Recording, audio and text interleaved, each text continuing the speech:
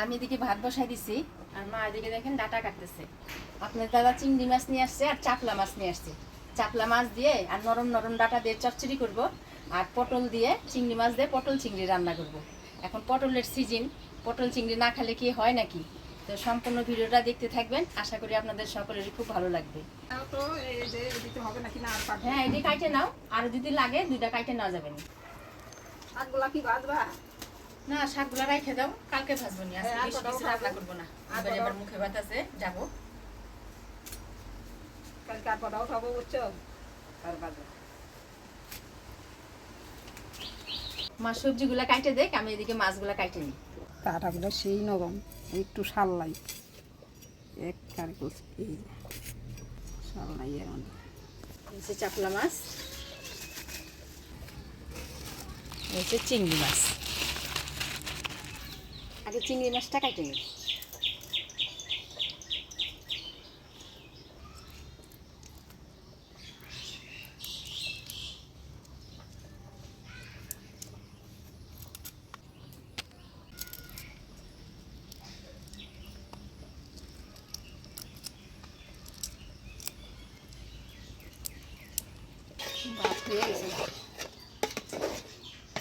মাছের মুড়াগুলা রাখে দিলাম, এই মুড়াগুলা তেলের মধ্যে ভাইজে বাইটে দিব পটল চিংড়ির মধ্যে।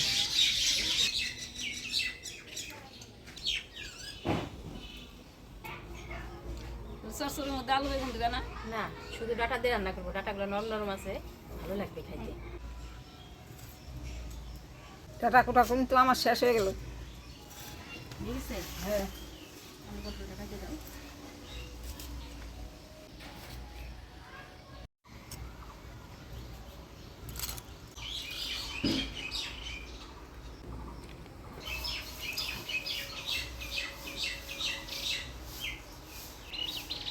মাছগুলা কাটে নিলাম, এবার পরিষ্কার করে ধুয়ে নিই।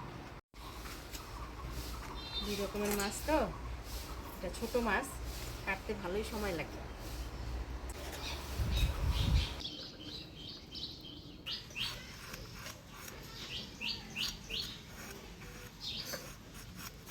এখানে চিংড়ি মাছের মাথাগুলো পরিষ্কার করে ধুয়ে নিছি। মাথাগুলা ভাইজে বাইটে পটল চিংড়ির মধ্যে দিয়ে দেবো।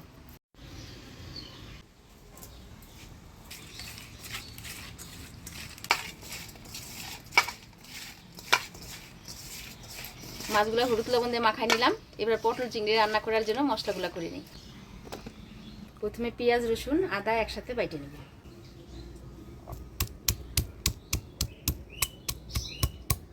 কি রান্না হবে আজকে আমাদের গুঞ্জন?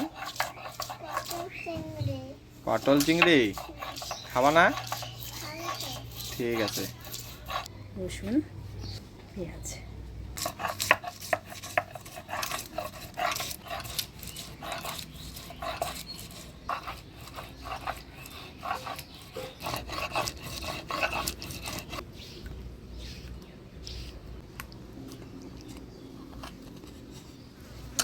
এবারে ধনিয়া জিরা শুকনো লঙ্কা একসাথে বাইটে নিব।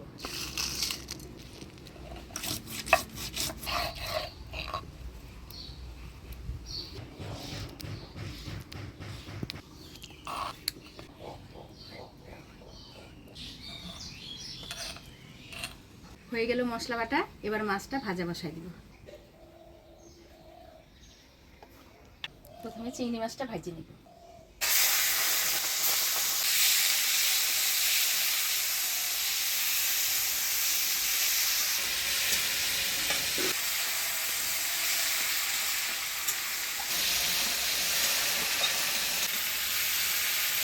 চিংড়ি মাছগুলো ভাজি নিলাম, এবার তুলে নিব।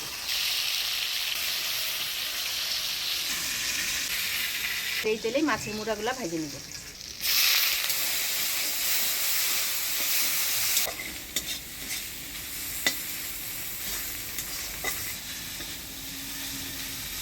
চিংড়ি মাছের মাথাগুলো মচমচা করে ভেজে নিলাম, এবার নামিয়ে নিব।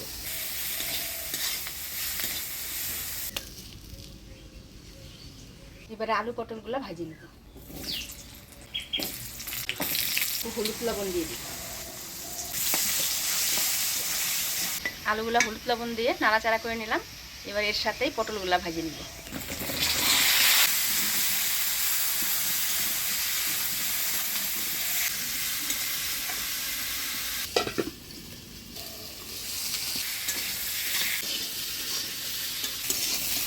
পটলটা ভেজে নিলাম, এবার নামিয়ে নিব। এবার ফোড়নে দিয়ে দিচ্ছি শুকনো লঙ্কা, তেজপাতা, গোটা জিরা। এবারে দিয়ে দেব বাটা মশলা, আদা, পেঁয়াজ, রসুন বাটা। এবারে দিয়ে দেবো ধনিয়া জিরা, লঙ্কা বাটা। দিয়ে দেবো হলুদ লবণ।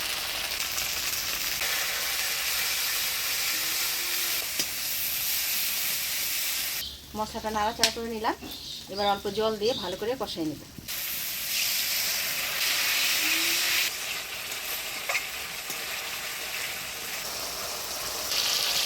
মশলা থেকে তেল ছেড়ে দিছে, মশলাটা আমি ভালোভাবে কষে নিলাম। এবার ভাজে রাখা আলু পটল দিয়ে দেব।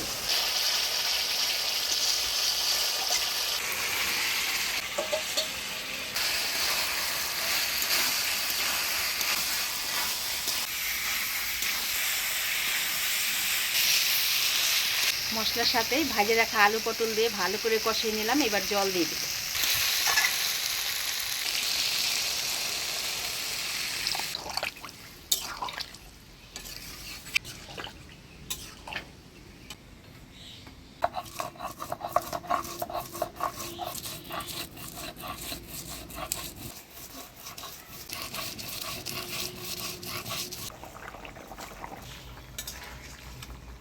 এবার ভাজে রাখা চিংড়ি মাছগুলো দিয়ে দেব।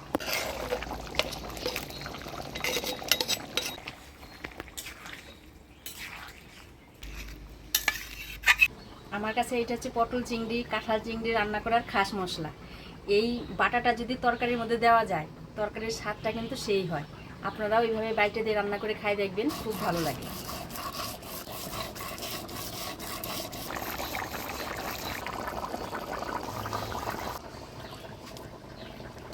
মাছের মাথাগুলো একদম মিহি করে বাইটে নিলাম, পটল চিংড়িতে দিয়ে দেব।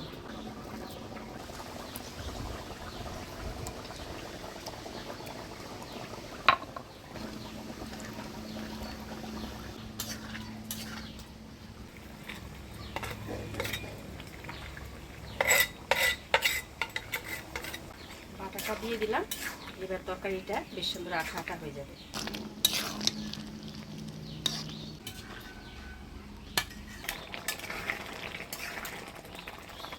পটল চিংড়ি রান্না হয়ে গেছে। এবার গরম মশলার গুঁড়া দিয়ে নাড়াচাড়া করে নামিয়ে দিব। গরম মশলার গুঁড়া,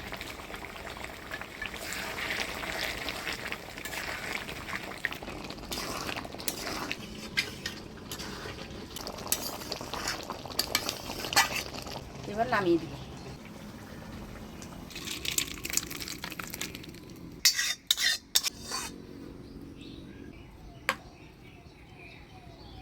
এবার চচ্চড়ি রান্না করব। তো চচ্চড়ি রান্না করার জন্য চাপলা মাছগুলো ভাজিয়ে নিব।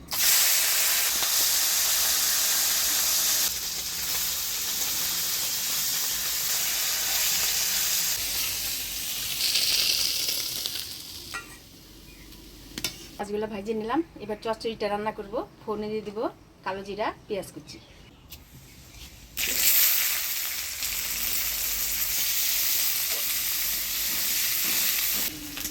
পেঁয়াজটা ফোড়নের তেলে দিয়ে নাড়াচাড়া করে নিলাম। এবারে দিয়ে দেবো কাটে রাখা ডাঁটা, কাটে রাখা কাঁচা লঙ্কা, হলুদ, লবণ।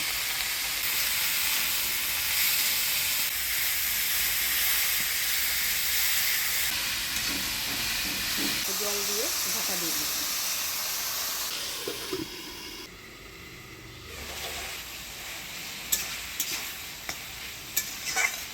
ঢাকনা উঠে একটু নাড়াচাড়া করে নিলাম। এবার ভাজিয়ে রাখা মাছগুলো দিয়ে ঢাকা দিয়ে দিব।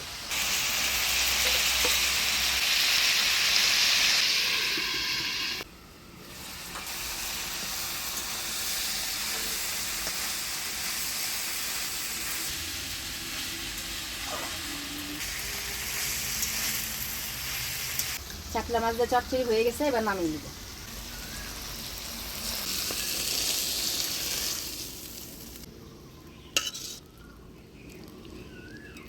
আজকে যে আমাদের পালানের ডাটা দিয়ে চাপলা মাছ দিয়ে চচ্চড়ি করছি।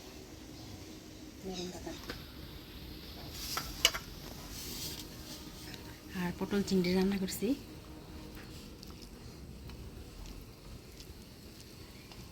আমাদের পালানের ডাঁটাগুলো খুব স্বাদ। হ্যাঁ, ওদিনকে কাকি নিয়ে গেছে না, তনু রান্না করছে, বলতেছে কি দিদি ডাটাগুলা যা নরম, এত সুন্দর গলে, খাইতেও সেই স্বাদ। আমি বলছি আরেকদিন এনে খাইও।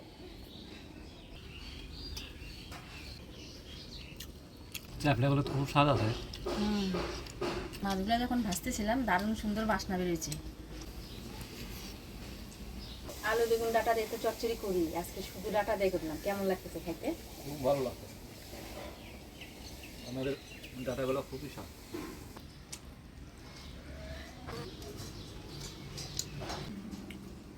এটা একটু ঝোলঝোল করে রাখছি, দুপুরে খাওয়া হবে। এক তরকারি রান্না করছি, চচ্চড়ি, মাছ। এই স্বাদ আছে।